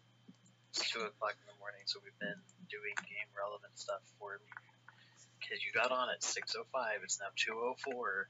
In about 30 seconds, you and I will have been on this crap for 8 straight hours. Yeah, we've done 2 hours and 5 minutes of after thing. I think that's a pretty good place to stop it if everyone's gotten everything they wanted on their chest. Yep. Off their chest.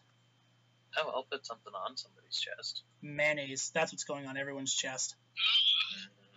Breaking out everywhere. Yes. Do not want. Do not want. Alright, well, You're weird. thank you for joining me on this one. See you when chairs change, I guess. Goodbye. Later. Goodbye. Bye. Not like we're even going to go anywhere. We're probably just going to go game after this, but come on. It's because we're being recorded, isn't it?